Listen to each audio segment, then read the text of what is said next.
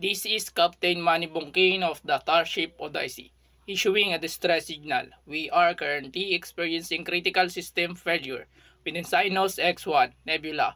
Severe energy fluctuations have caused widespread damage to our propulsion, and we are losing power rapidly. Our current trajectory is unstable and we are in danger. Calling from Starship Odyssey. We require immediate assistance as our situation is dire and we are requesting any Navy vessels to respond to our distress call. Time is important as our life support system are failing. Any delay could cause the loss of life.